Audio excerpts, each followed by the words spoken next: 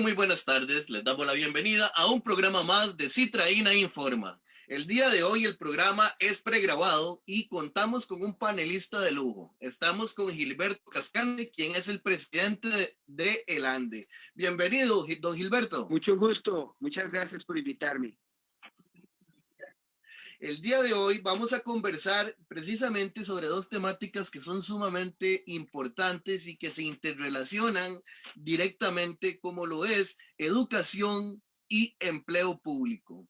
Don Gilberto, ¿cómo se pueden ver afectadas las personas que están en el ámbito de la educación con toda esta propuesta de ley del empleo público? Bueno, en realidad el proyecto de empleo público, desde el sector sindical, hemos venido revisándolo desde hace mucho tiempo. Este proyecto no está en Asamblea Legislativa en este momento, así porque sí. Más o menos hace unos 2 años y medio, una vez finalizada la huelga del 2018, la ministra Garrido nos solicita en aquel momento a todo el sector sindical que quería sentarse a conversar con nosotros sobre el proyecto de ley de empleo público que todavía no estaba escrito según ella, entonces que podría ser revisado, analizado lo que había junto con todos los sectores. Nos sentamos de manera muy responsable, me acuerdo que se sentaron las confederaciones, nos sentamos el sector magisterio, ANDE, APSE y SEC, nos sentamos con la Rerum Novarum, con UNDECA, con el sector de la salud y nos sentamos a revisar el bendito bosquejo que tenían de proyecto.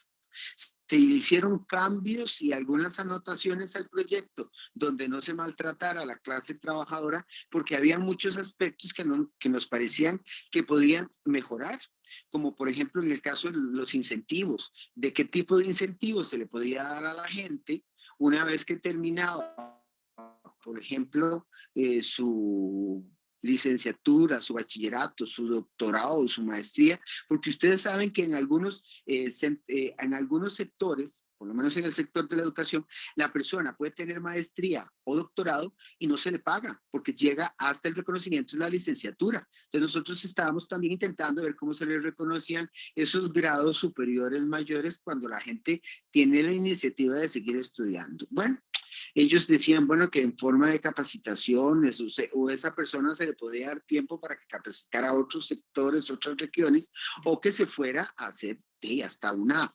especialización en alguna parte si la persona tenía esa posibilidad. Bueno, todo eso se discutió, se habló, se conversó. Cuando se termina de analizar el documento, la ministra se compromete a llevarlo a Casa Presidencial, cuando resulta que en Casa Presidencial el Poder Ejecutivo coge el documento y se lo pasa a UCAEP. UCAEP lo vuelve a revisar, le quita y le recorta todo lo que puede y de ahí sale un mamotreto que al final lo coge Víctor Morales Mora, que es el padre ahora del proyecto de ley de empleo público, lo revisa en la Asamblea Legislativa con todos los sectores y prácticamente lo que tenemos al día de hoy es un proyecto tijereteado, cortado, que elimina una serie de componentes salariales donde deteriora definitivamente la calidad de vida del trabajador del sector público. Por ejemplo, el proyecto, como está actualmente, mete el salario único en todo el sector público. Pero nosotros, en un momento dado, dijimos, pero ¿por qué tiene que meter a todo el sector público si las condiciones de trabajo que tienen ya gente que tiene 15, 18, 22, 28 años de trabajar, no puede perder el derecho a una anualidad porque ya las ha ganado? No, que entonces que el sector público en esta última versión meten el salario único para todo el sector, ni siquiera solo nuevos, sino que también para la gente que ya está laborando. Entonces, ¿qué significa? En el caso de educación, una docente que tiene 20 años de trabajar, a partir del momento en que pase el proyecto de empleo público, ella seguirá teniendo 20 años hasta que se pensione. No le cuenta un año más. Significa que le congelan la anualidad. Trabajar el año 21 y le pagan 20. Trabajar el año 22 y le pagan 20. Trabajar el año 23 y le pagan 20. ¿Eso qué significa? Que su anualidad quedó congelada. Significa que su salario no va a subir a partir del momento en que pase el proyecto hasta que se pensione. ¿Por qué? Porque en este momento por COVID están congelados los aumentos por costo de vida, sabemos que hasta el 2024 el Ministerio de Trabajo no va a hacer reajustes por costo de vida, pero también las anualidades, de acuerdo con el proyecto de empleo público, se congelan. Entonces, ¿qué significa? Eso es deterioro para la clase trabajadora y, por supuesto, los salarios cada vez vendrán cada vez bajando y el nivel económico del trabajador y trabajadora, tanto del sector educativo como del sector salud, como del sector justicia, como del sector trabajo, se va a ver afectado. Porque acuérdense que aquí no estamos hablando solo de trabajadores y trabajadoras del sector de la educación, estamos hablando de todos los empleados públicos en general. Otro elemento es que nos congelan las anualidades. Al congelar la anualidad, no hay forma de que su salario crezca.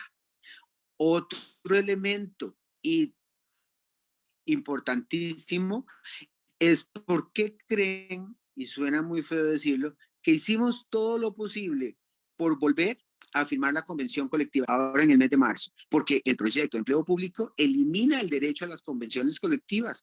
Entonces, ¿cómo es posible que no podamos sentarnos con el patrono a mejorar las condiciones laborales del trabajador? ¿Con quién se va a sentar usted a conversar sobre la situación laboral si ni siquiera hay derecho de convención colectiva? O sea, y esto que está establecido por el artículo 70 de la OIT y donde se establece que específicamente todos los sectores de sindicales tienen derecho a la convención colectiva. Costa Rica se quiere brincar hasta las normas internacionales. Por eso algunas personas dicen que este proyecto es inconstitucional, porque definitivamente barre prácticamente con muchas cosas que Costa Rica ya venía defendiendo de los años 60 y 70, y este proyecto las elimina. Otro aspecto que nos preocupa muchísimo es que durante la década de los 80 existía el banderismo. Significa que si usted ponía banderas de liberación nacional, usted lo nombraba Liberación Nacional en un puesto. Si usted ponía banderas de la unidad y ganaba la unidad lo ponía en un puesto. ¿Por qué? Porque tenía muy poca relevancia servicio civil. ¿Qué sucede? A partir de la década de los 90, servicio civil toma muchísima relevancia y entra en juego tu título y la carrera profesional. Pues en este proyecto de empleo público se elimina la carrera profesional, los títulos solamente van a tener un valor de 5 años. Significa que 5 años después tu título no va a tener ningún valor. Eso genera que automáticamente tú tengas que cada 5 años, porque además va a haber evaluación del desempeño cada año, tengas que estudiar una carrera, actualizarte, pero tampoco te la van a reconocer como puntos de carrera profesional porque no va a aumentar el salario. Realmente la gente va a estar en una situación sumamente difícil cada 5 años. Y la otra es que Servicio Civil desaparece porque lo meten como un departamento del Mideplan. Ya no va a ser un ente aparte. El ente rector, que significa que evalúa y revisa que vos tengas los atestados correctos para entrar a un puesto, no, eso lo va a hacer ahora el Mideplan y Servicio Civil sería un departamento del Mideplan. Cada departamento de recursos humanos de los ministerios serán los que hagan los concursos, que eso volvemos de nuevo, si lo hace cada ministerio, volvemos al mismo problema, dependiendo de quién dirige ese ministerio y quién sea el color político, podría ser que te nombren o no te nombren. Eso vienen a ser los grandes problemas y la gran disyuntiva de este proyecto, más un montón de problemas. Estos son los más generales. El problema es que el proyecto de empleo público en este momento es prácticamente lo que el gobierno le garantiza al Fondo Monetario Internacional para que le den el préstamo, que significa bajar salarios y condenar a la clase trabajadora para que sean ellos los que paguen la deuda con el Fondo Monetario Internacional. Prácticamente es lo que pacta el gobierno PAC en este momento. Es por eso que estamos en contra del proyecto de empleo público y el préstamo al Fondo Monetario Internacional, porque al final vamos a ser la clase trabajadora quien pague ese proyecto.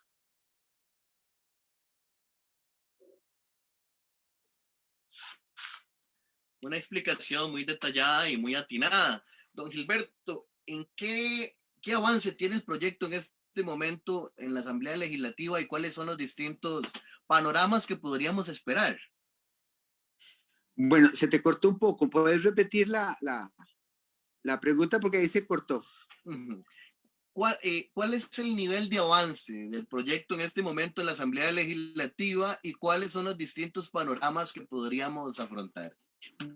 No, hoy tuvimos una reunión con el sector sindical. Ustedes saben muy bien que esta semana prácticamente la Asamblea Legislativa está cerrada por situación de COVID, ¿verdad? Parece que aparecieron otros casos de COVID y dependiendo de la curva que tiene el médico en la Asamblea Legislativa, posiblemente ellos no van a sesionar ni siquiera el 1 de mayo porque no lo van a poder hacer y algunos diputados y diputadas los 10 días se les vencen, ni siquiera el 3 que podrían sesionar porque es el día que es feriado por ley, se pasa el 1 de mayo al 3, entonces se supone que podrían ir sesionando hasta el día jueves. El día jueves ya sería prácticamente 4, 5, 6 de mayo. Entonces, podría ser que sea la fecha en que el presidente de la República dé el informe frente a la Asamblea Legislativa, porque no podría darlo ni el día, ni el 1 de mayo, ni el 3, que es feriado. Entonces, terminaría prácticamente cuando vuelven a la Asamblea, podría ser el jueves 6, ¿ok? Eso significa que no se podría tampoco durante esa semana que viene específicamente analizar el proyecto y estamos hablando de que tal vez el proyecto lo revisen y sea votado, nos decía Jorge Coronado y los compañeros de la Asamblea Legislativa, en la primera semana de junio. En esa primera semana de junio estaríamos viendo el primer debate del proyecto de empleo público. Bueno, y es por eso que nos reuníamos, porque el sector sindical tendría que ver específicamente qué tipo de movimiento y manifestación se hace para ese primer debate, porque una vez que se haga ese primer debate, luego ese documento tiene que ser revisado porque va a la sala constitucional y ahí tiene 30 días antes de que pase al segundo debate. Pero tampoco podemos en ese momento quedarnos con los brazos cruzados cuando esté en la sala, que podría ser específicamente entre la segunda semana de junio, ¿verdad? Que son 30 días, hasta la primera semana de julio. Eso significa que también vamos a tener que tener una serie de actividades frente a la sala constitucional para que ellos vean que la gente no es tonta, porque acuérdense que con todo el respeto, la sala también, dependiendo del color político y de las influencias, la sala se ha visto que el voto lo define muchas veces, ¿verdad?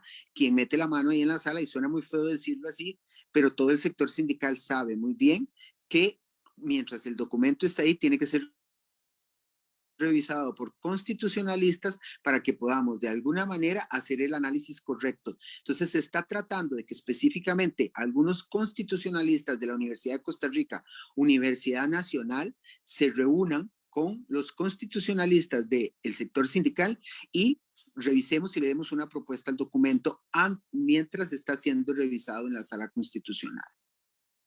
No, la cosa no está fácil, realmente la cosa no está fácil. En este momento ese proyecto, como ustedes lo saben, están tratando de pasarlo de alguna manera porque es lo que realmente les garantiza que el Fondo Monetario Internacional les dé la plata. Un panorama sumamente complicado el que estamos afrontando y todavía más complicado el que podría venírsenos con una eventual aprobación de este proyecto que es propio y solo planteo de un proyecto de este tipo, de una figura casi que dictatorial. Podríamos ver el efecto directo en la niñez costarricense con docentes que no tengan la motivación, el incentivo adecuado para desarrollar sus funciones. ¿Cómo podría verse afectada la niñez costarricense? En realidad yo creo que aquí tenemos que ver dos aspectos socioeconómicos y sociolaborales importantes. El primer aspecto es que recuerden que el sector público de alguna manera mueve la economía interna de este país. El sector público es, la mayoría de ellos son las personas que utilizan medios de transporte los taxis. Además de eso, contratan de sus hijos porque necesitan salir a trabajar, requieren de personas que limpien el jardín, la educación. Entonces, ¿qué sucede? Económicamente, pero además va a incapacitar al sector público de poder influir sobre estos medios de trabajo que realmente nosotros influimos cada mes. Nosotros tenemos, por ejemplo, cuando salimos a un movimiento de huelga del sector de la educación, las farmacias, los comercios, los supermercados nos dicen, por favor, regresen porque ustedes son el incentivo más grande de la gente que mayor cantidad consume frescos, galletas, porque somos los que compramos todas las meriendas. Además, todos los chiquillos en los centros educativos, eso es lo que más gastan, meriendas. Entonces, ¿qué sucede? Va a haber una disminución del incentivo laboral de otros sectores. Ese es el primero. Pero la otra es que una vez que pase el proyecto de empleo público, ¿qué motivación va a tener una persona de ir buscando un puesto de jefatura cuando sabes que el jefe inmediato gana menos que la persona que está ahí porque tiene más años de servicio? Porque recuerde que cuando va a llegar, le van a hacer un contrato nuevo a usted va a entrar con las nuevas condiciones del proyecto de empleo público. Entonces, le van a quitar ese 50%, por ejemplo, en educación, que se le paga a la jefatura por asumir un puesto de jefatura, se elimina prácticamente porque la persona que tenía que llegar ahí era un docente que tenía 20 años de estar en una institución, conocía la institución, sabía el manejo, tenía el título, pero no va a querer pasar al puesto de jefatura porque no le van a pagar nada de eso. Entonces, la gente más joven, con menos experiencia, va a llegar a esos puestos de jefatura produciendo un montón de problemas dentro de la institución porque no tiene el conocimiento. Entonces, vean que eso ya va a desmotivar a muchísimas personas porque van a preferir mantenerse en sus puestos que firmar un nuevo contrato con nuevas condiciones porque las condiciones nuevas son peores que las que ya usted tiene. Eso es algo dificilísimo, porque la gente va a entender que mejor no moverse del puesto de trabajo, porque las nuevas condiciones, el nuevo contrato de trabajo, más bien disminuyen esas condiciones laborales. Eso va a ser sumamente duro y desmotivador. La otra, al eliminar la carrera profesional en el sector de la educación, ¿qué significa? Esos puntos de carrera profesional que te motivaban a seguir estudiando un poquito más de bachiller a licenciado, de licenciado, porque era carrera profesional. Como ya no la van a pagar y te van a evaluar por la evaluación por desempeño y cada 5 años, persona no va a motivarse por estudiar, lo que van a hacer es obligarla a que lleve una serie de cursos de capacitación para que se mantenga en el sistema, pero no se motiva, no se le estimula a estudiar un grado superior y a estarse perfeccionando cada vez más porque no se lo van a pagar. Entonces, eso va a producir una desmotivación en el sector laboral del sector público y de ahí eso genera mediocridad, eso genera injusticia laboral, eso genera que el sector público se vea en una nebulosa que en lugar de estimular la economía puede hacer que disminuya el proceso de adquisición de bienes y servicios. Y lo estamos viendo en este momento. ¿Qué pasa con la gente? La gente no quiere gastar dinero. Primero, porque tenemos 300,000 personas más en la calle sin trabajo. Y la otra, el que tiene un poquito de plata, trata de guardarlo para pagar alimento y le da miedo tener que gastarlo en cosas como camisas, ropa, salidas a la playa, hoteles, porque tiene temor de lo que vaya a suceder con el COVID. Entonces, lo mismo va a suceder con el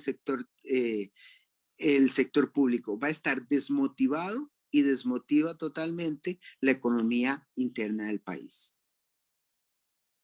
Precisamente en este punto me gustaría plantear la siguiente pregunta. ¿Qué impacto económico podría tener este mamotreto del proyecto de ley de empleo público en la economía costarricense? Bueno, desgraciadamente yo no podría augurar nada bueno. Desgraciadamente, el proyecto de empleo público nos va a empobrecer más, va a empobrecer a la economía interna de nuestro país, va a empobrecer la calidad de vida del trabajador, va a disminuir la capacidad adquisitiva, va a generar mayor pobreza, delincuencia y muchísima dificultad para que usted pueda adquirir vivienda digna, porque también ahí viene el otro proceso. Los salarios, al no crecer y que crezcan, por ejemplo, el valor de las viviendas, no vas a poder adquirirlo. Actualmente ya es difícil adquirir una vivienda de menos de 50 millones, el banco te pide un líquido de 2 millones. ¿Y quién tiene un líquido de 2 millones en este momento? Ni aún trabajando el hombre y la mujer en el hogar. Ustedes lo saben muy bien y eso es lo que están pidiendo para una casita de 45, 50 millones. Entonces, cada vez va a ser más difícil que la calidad de vida del costarricense mejore. Va a ser todo lo contrario, va a disminuir y se va a ver reflejado pues en la familia, en el proceso educativo, en la salud y se va a ver en todo, en el proceso económico social del país. Es un panorama sumamente complejo el que se nos avecina con la Así es. eventual aprobación de este proyecto de ley, ¿verdad? Y qué impacto podría tener a futuro, viéndolo a largo plazo, en la educación costarricense.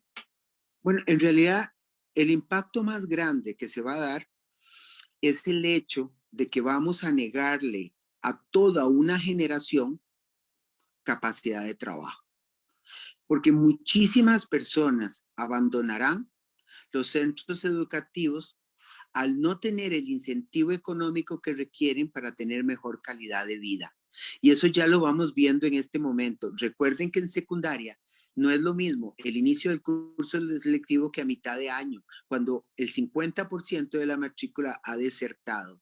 ¿Por qué desertan? Porque la oferta académica, a veces la oferta educativa, no responde a las necesidades del estudiante. Pero cuando además la oferta académica no va a responder a las necesidades futuras, no voy a salir con ese incentivo de que conforme yo voy estudiando voy a poder ir mejorando mi calidad de vida, sino que voy a salir a un mercado laboral donde no me incentiva ni siquiera el proceso educativo, sino que me evalúan cada año para sostenerme o quitarme, porque hay muchísima gente en el mercado laboral que va a competir contra vos en otras condiciones.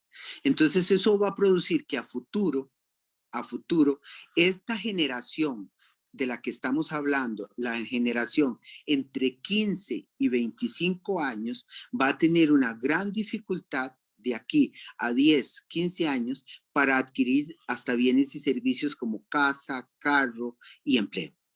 ¿Por qué? Porque va a tener que competir en peores condiciones que las que compiten ahora. Y si usted lo ve, ya lo vamos viendo. Muchachos de colegio que terminan y prefieren entrar a un call center porque ganan más en un call center que como profesional en algunos otros sectores. Pero ese call center cierra en un año, 2 años, 6 meses, dependiendo del call center. Casi nunca están por muchísimo tiempo, ¿verdad? Entonces, viven una vida ilusoria de los $1,000 que les pagan por un tiempo, pero eso no se sostiene porque no tenés ni el bachillerato. Entonces, eso va a suceder en este país. Vamos a tener una gran dificultad para que esa población, esa generación entre 15 y 25 años pueda tener calidad de vida en el futuro. Además de que, recuerden, Costa Rica en este momento está entrando en una curva descendiente donde tenemos a más de 600,000 personas sin trabajo en la calle.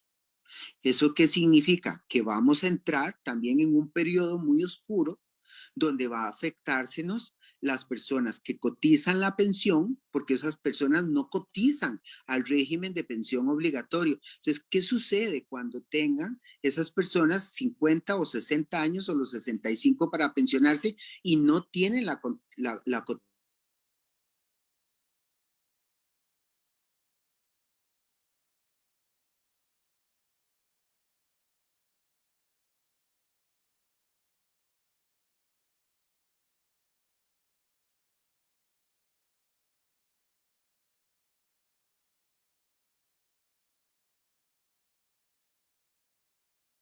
vende por catálogo, gente que vende perfume, pero nada de esa gente cotiza a la Caja Costarricense del Seguro Social y tampoco van a tener una pensión. Ellos sobreviven en el momento, pero a futuro no van a tener una respuesta de vida o de calidad de vida. Entonces es preocupante, es el futuro. La pandemia, como pandemia, nos dejó ver muchas cosas. Pero a futuro Nos dejó ver no que van a estábamos tener mal una en infraestructura educativa, de muy mal, vida o de pero calidad nada de de vida. esa gente. Entonces es Estábamos muy mal es en el el futuro proceso y de tampoco van a tener formación, una porque pensión. tenemos Ellos muchísima gente que nos abandona dieron los centros muchas cosas, pero a educativos futuro nos dejó porque ver la que estábamos oferta mal en académica infraestructura ¿ok? educativa, exige muy mal, mucho pero y les da nada muy de esa poco gente. después de que Entonces sale del centro estábamos educativo. muy mal Y en el teníamos la proceso gran y la dificultad de que formación Costa Rica que tiene tenemos 52 ellos universidades que privadas abandonan los y solo centros 6 educativos, nos públicas. dejó ver que Entonces todo está el mundo mal en mejor infraestructura sale de una educativa, privada exige porque mucho sale más y les rápido da que de muy una poco. pública. Entonces Aunque estábamos sea muy mal mal y formado, teníamos la pero gran trabajo dificultad como hacen muchas de ellas, ¿verdad? Entonces yo creo que la pandemia nos dejó ver que realmente salimos de esto en peores condiciones económicas, en peores condiciones educativas y con peores condiciones de salud. Es una generación que se va a ver sumamente castigada en un futuro. Es complicado este Muy panorama, complicado. incluso en términos existenciales. En las clases medias, yo recuerdo que cuando uno era niño o cuando era niña, las demás llegaban y nos decían, no tenemos nada que heredarles. El estudio es su herencia. Así es. Esto era lo que nos decían. Entonces muchas personas estudiábamos porque a partir del estudio íbamos precisamente a adquirir una casita, un carrito, hacer vínculos familiares de cualquier tipo. Íbamos a poder tener calidad de vida. Así es. Ahora, Totalmente ¿qué nos espera como clases medias con este panorama tan oscuro que vive el país? ¿Qué les espera a las clases medias, don Gilberto? Mire, realmente es preocupante lo que nos está esperando. Yo creo que nosotros hasta ahora estamos sintiendo y vamos a sentir la verdadera crisis económica. Usted lo vio y no quisiera que ojalá no repitiéramos lo que pasó en España, pero en España, si usted lo vio, al tirar a todo el mundo a la calle sin trabajo, España prácticamente se vio donde sacaban a las familias de sus casas porque no podían pagar, donde venían los ocupas. Ojalá que Costa Rica no llegue a ese proceso, pero definitivamente el futuro que nos espera no es un futuro muy prometedor, porque además no hay una política laboral de un Ministerio de Trabajo que nos pueda decir que va a haber una curva de crecimiento económico a partir de algún momento, y si usted lo ve, no hay política de empleo público, no hay política laboral, no tenemos un ministerio de trabajo que tenga una política y que nos diga que en un periodo de 10 años haciendo esto, Costa Rica va a crecer en un porcentaje en infraestructura y que vamos a tener puestos de trabajo. Todo lo contrario, más bien vamos decreciendo con un turismo que en este momento, porque vivíamos del turismo, la mayoría vivíamos en este país muy del turismo, el turista ya no viene muy poco y el que se arriesga, que es poco, todavía con la pandemia es muchísimo. Nosotros en el sector educativo, por ejemplo, teníamos sectores en Tortuguero donde los padres de familia nos decían, no podemos comprar el teléfono porque aquí ya no hay turismo. Ni siquiera podremos comprar el teléfono para que el niño reciba la clase virtual, porque yo por lo menos antes tenía el teléfono y pagaba un plan, porque sabía que me entraba un dinero todos los fines de semana, porque venían los turistas, pero el turista no llega a las playas. Entonces hay muchas familias donde tampoco podían adquirir el teléfono para que tuviesen la educación a distancia. Otro gran problema, un Ministerio de Educación que no ha querido, porque es así, darle todo lo que requiere el docente, porque de alguna manera para poder trabajar de la manera más digna, requieres ahora computadora, internet de banda ancha, infraestructura tecnológica, y el Ministerio de Educación sigue diciendo no tenemos cómo dárselo, tiene que capacitarse, tiene que comprarlo y él tiene que invertir en una serie de cosas. Y ustedes saben muy bien que una computadora hoy la compras y en 6 meses ya no te sirve para nada porque vienen cosas cada vez más novedosas. Entonces hemos tenido el educador que ir adquiriendo esa tecnología. El futuro va a ser la tecnología, pero tengo que ir viendo cómo la adquiero porque el Ministerio de Educación no nos va a comprar, no va a hacer los convenios que debería, puesto que somos empleados del Ministerio de Educación. La mayoría, bueno, no, ¿cuál mayoría? 97,000 trabajadores y trabajadoras del sector de la educación. El patrono es el Ministerio de Educación. Recuerda que el Ministerio de Educación es el patrono más grande de este país, es la planilla más grande. Debería darnos los utensilios para que la educación a distancia se dé de la mejor manera y aún así no la tenemos. Entonces yo creo que no va a ser fácil, no va a ser fácil. No quiero ser ave de mal agüero porque tampoco me gusta, pero realmente yo creo que si nosotros no vislumbramos de qué manera Costa Rica tiene que tener un crecimiento económico en otras áreas y mejorar en infraestructura educativa y ver de qué manera en la infraestructura tecnológica, no vamos a poder salir adelante. Y es sumamente interesante también la desigualdad que se da entre campo y ciudad en el Totalmente. aspecto de acceso a la tecnología, de esto que llaman la revolución industrial 4.0, que la Sí. pandemia llegó a acelerar. Y Uh-huh. ahora se nos brindaba un ejemplo. Podría extendernos un poquitito más sobre las dificultades que se han encontrado en el sector educativo, entre esas diferencias entre campo y ciudad y el acceso a la educación. Totalmente de acuerdo. No. Le voy a contar, por ejemplo, tenemos centros educativos donde actualmente todavía ni siquiera tienen agua potable y necesitan el agua potable para el lavado de manos, por lo menos. Tenemos centros educativos donde no hay acceso al servicio sanitario. Tenemos regiones indígenas donde el año pasado no llegó nunca la virtualidad porque no tienen conexión de internet y mucho menos de banda ancha.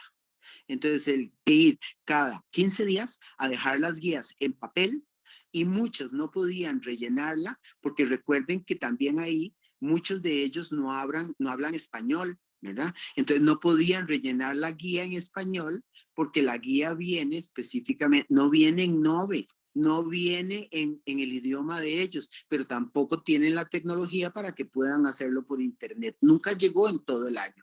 Y el docente tenía que ir cada 15 días a entregar las guías y volver a ir a recogerlas y ayudar al padre de familia a rellenar la guía porque no podía. El compañero o la familia del territorio indígena no podía llenar la guía en español. Y muchos de ellos para la entrega de alimentos tenían que presentarse al centro educativo el día que se entregaba alimento. Entonces, no solo tenía que ir a entregar la guía, sino tenía que ir a entregar los alimentos al centro educativo, porque esa comida tenía que llegar a esa población. Entonces, realmente es, es como increíble, es como una película de esas de terror que ve uno en Netflix y uno dice, ¿cómo es posible que en pleno siglo XXI todavía existan regiones donde no llega de verdad el Internet? En este país hay regiones donde no llega el Internet. Hay padres y madres de familia que aún no saben utilizar una computadora porque no pueden tener acceso económico a esa computadora. Y no estamos hablando de regiones como el centro de Punta Arenas o el centro de Alajuela o el centro de San José. Estamos hablando de regiones en el sur, regiones más adentro del Valle de la Estrella, regiones en Talamanca, donde cada vez se hace más difícil el acceso tecnológico. ¿Y por qué? Porque no existen los convenios del Ministerio de Educación, el ICE, para que esa tecnología llegue allá y podamos ofrecer el servicio educativo de una manera prácticamente instantánea como lo reciben otros. Y en el mismo centro de San José teníamos, por ejemplo, le voy a dar un ejemplo, porque la zona rural todavía podríamos decir que tiene no tiene infraestructura ni de carreteras ni de edificios, pero en el centro de San José, en Coronado, el Liceo de Coronado, daba vergüenza en la forma en que trabajaban, porque no tenían ni siquiera capacidad de control de aguas negras. Entonces uno dice, ¿qué es lo que está pasando de verdad? ¿Por qué tal deterioro de la infraestructura educativa? Un deterioro de más de 30 años. Entonces uno dice, definitivamente el Ministerio de Educación ha venido, el Departamento de Infraestructura Educativa, haciendo un trabajo sumamente lento en el crecimiento, porque recuerde que hay intereses de las mismas compañías constructoras, no de que me den una escuela, sino que me tienen que dar 5, 6 o 7 escuelas para que valga la pena la licitación. Y eso se ha producido por muchos años. O sea, hay intereses económicos hasta dentro del mismo Ministerio de Educación, específicamente en la construcción de centros educativos y dependiendo también de las regiones, porque hay centros educativos que van a ser mucho más caros que otros, ¿verdad? Entonces no vale la pena concursar por esta licitación o no vale la pena porque no me interesa, porque son regiones mucho más pobres donde me van a pagar menos. Entonces, desgraciadamente, eso todavía sucede en este país. Así como nos están quedando lindas las calles, yo te juro que me encantaría que nos quedaran lindas las escuelas, porque de verdad, desgraciadamente, hay hasta un proyecto de la Junta de Pensiones, para contarles un poco, donde se le pidió al gobierno que le permitiera a la Junta de Pensiones invertir en infraestructura pública, carreteras, hospitales, escuelas, que nos dieran un número de escuelas específico y que con la plata de los educadores nosotros mismos arregláramos los centros educativos.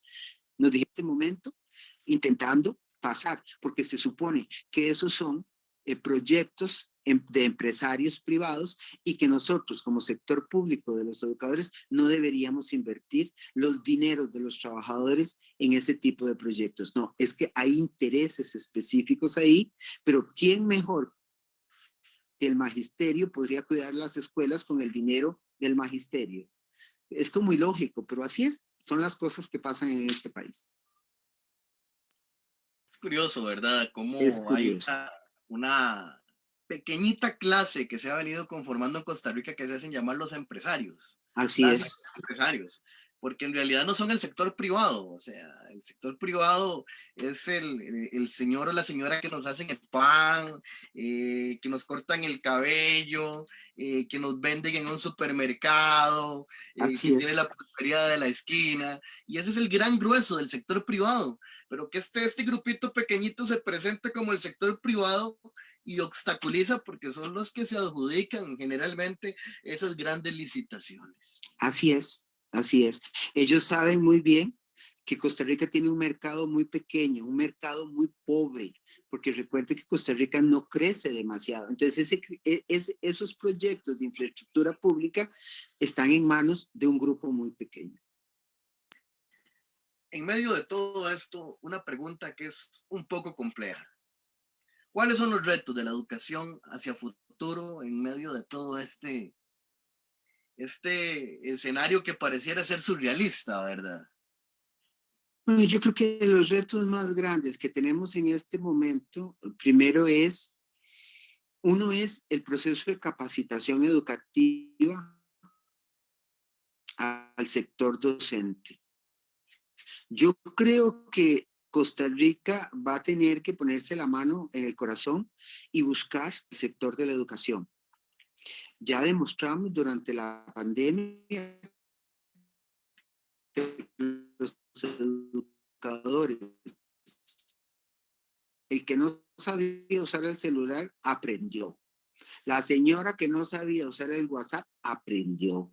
La que no sabía usar Zoom, aprendió. Y la que no sabía usar Teams, aprendió. ¿Qué significa? Que en los momentos más difíciles, bueno, la capacitación, cada vez de mejor calidad. El Ministerio de Educación va a tener que buscar una capacitación de mejor calidad. La otra, el desarrollo y la capacidad de que estos docentes o profesionales del sector educativo adquieran tecnología a bajo costo. ¿Qué significa? Que cada vez esa capacitación les brinde la posibilidad de ir desarrollando instrumentos tecnológicos para que el proceso de mediación pedagógica se va a dar de una manera distinta. Ya no va a ser cara a cara, pero que posiblemente la virtualidad ya llegó y no se va a ir tan fácilmente. Entonces vamos a necesitar cada vez instrumentos mucho más desarrollados. Hoy hablamos por Zoom. Nadie dice que no hablemos más adelante en tercera dimensión y yo sea un holograma sentado con usted y usted un holograma conmigo y podamos vernos, hablarnos sin ni siquiera utilizar el teléfono. Utilicemos otra tecnología. Entonces, cada vez vamos a ir requiriendo mayor capacitación. Entonces, creo que el Ministerio de Educación va a tener la obligación de dar capacitación de la más alta calidad, pero además de eso, la posibilidad de adquisición de tecnología de punta para el sector de la educación, porque solo eso nos va a garantizar el que podamos transmitir de la manera más correcta la información. Y por último, yo creo que vamos a necesitar que las universidades, tanto públicas como privadas, cada vez el proceso de formación educativa sea revisado con lupa, porque vamos a necesitar realmente gente que quiera estar en el proceso educativo para transmitir la información a la gente y no gente que esté en el sistema educativo por necesidad económica. Porque tenemos esa gran dificultad. Muchísima gente busca trabajar en el sector educativo, como les decía, es la planilla más grande, quiere educar, formar y que quiere transmitir la información para mejorar la calidad de vida de las otras personas. Creo que serían docentes mucho más contentos, con mejores condiciones laborales y económicas y transmitirían esa información de una manera más adecuada. Creo que formaríamos gente que para el final sería más feliz en lo que está haciendo. Entonces, lo que va a hacer, lo va a hacer con más gusto. Tal vez es una idea un poco ilusoria, pero te juro que si mejoramos la tecnología, mejoramos la capacitación y mejoramos la infraestructura educativa, yo creo que vamos a tener una mejora importantísima en ese ser humano que queremos formar para el futuro. Muy importante esto que hablamos de revisar con lupa los contenidos de la formación universitaria y añadido a todo esto, ¿qué elementos críticos deberían incluir este nuevo currículum, don Gilberto? Bueno, en realidad yo creo que nosotros se nos ha pasado ese pensamiento crítico que deberíamos tener a través de la investigación-acción. Yo creo que hay muchísimo docente que hace una excelente labor, pero nunca lo escribió. Nunca escribió la forma en que enseñaba matemáticas, español, la historia, y no queda ese proceso de aprendizaje escrito en alguna parte. Te pensionas y eso se murió, aunque eras buenísimo en lo que estabas haciendo. Entonces, desgraciadamente, a veces cogemos un libro de un experto español o francés o suizo, donde sea, finlandés, que se supone que es de los mejores, cuando tenemos aquí gente muy buena, que por no ir haciendo o escribiendo lo que hizo por muchos años y dejándolo por escrito, se pierde todo ese proceso de investigación-acción. El análisis, el ir tomando foto y video, ahora que lo permite el celular, y haciendo un análisis de la forma de aprendizaje de los estudiantes y investigando por qué este aprende de una forma, este de otra y este de otra, y por qué este cuando yo hablo le gusta dibujar, pero a este no le gusta dibujar, sino que este vuelve a ver hacia la ventana, pero los dos están poniendo atención, solamente que uno es más visual y el otro es más auditivo. Entonces, todo ese proceso de riqueza de aprendizaje que podría definitivamente desarrollar un docente, lo va a requerir la nueva formación, que es la investigación-acción. Y digo investigación-acción porque es la forma cualitativa, más que la cuantitativa, la más rica, el análisis de experiencias. Y creo que hay que revisar el currículum porque no es lo mismo que formemos a un docente para que trabaje en la ciudad, que trabaje en el campo, para que trabaje en Punta Arenas, para que trabaje en Limón. Son culturas totalmente distintas. Aquí lo que estamos haciendo es un estándar de maestro y el maestro debería tener un sello. O sea, yo soy del puerto porque me siento orgulloso de que el puerto tiene esta y esta característica. Hasta la forma de caminar, la forma de hablar, la forma de comer, lo que comen, lo que visten es distinta a la gente de San José. Y eso tiene que verse reflejado en el proceso educativo y estar en los programas de estudio. Desgraciadamente, eso no está ahí metido, esa idiosincrasia de cada región, porque si yo me siento orgulloso de mi región, yo voy a desarrollar mi región de la manera que mejor puedo. No es lo mismo educar en Limón que educar en San José, que educar en Golfito, no es igual. Las necesidades de esas personas son totalmente diferentes. Y eso no se ve reflejado en el proceso de aprendizaje y no está en los programas de estudio de las universidades, esa regionalización. Sumamente necesario, ¿verdad? Esa visión, los símbolos nacionales, esa construcción de nacionalidad que tenemos, Exactamente. que nos hace pensarnos como si fuéramos un solo tico, una sola tica, un solo Y tique. no, O y no es sea, así. exactamente. Es una gran diversidad la que tenemos y esa diversidad es la que hace la riqueza de el ser que habita estas tierras. Don Gilberto, si quisiera darnos un mensaje de cierre para el programa. Claro, con muchísimo gusto. Yo creo que estamos pasando un periodo muy difícil en la historia de la humanidad. Gracias a Dios, estamos definitivamente en este momento, nadie nos lo va a contar, lo vamos a vivir en carne propia y ojalá que podamos a través del sector de la educación, el sector de la salud y de todos y cada uno de los trabajadores del sector público, salir de este proceso dejándole a las generaciones que vienen atrás un mundo mejor, en mejores condiciones. La pandemia lo que va a sacar de cada uno de nosotros es la resiliencia, la fuerza para salir adelante. Yo creo que Costa Rica es un país que ha salido de las cosas más difíciles en momentos históricos más difíciles y la educación ha sido el instrumento para salir adelante en todo momento. Y yo creo que en este momento la educación también va a jugar un papel muy importante al lado de la salud para salir adelante. Totalmente de acuerdo. Una época que marcará historia, una Así época es. sumamente importante y donde la educación es uno de los pilares fundamentales para afrontar, entender y una cuestión que usted mencionaba, que es fundamental, llevar a la práctica nuevas prácticas, valga la Así redundancia. es, llevar a la práctica nuevas prácticas, ¿sí?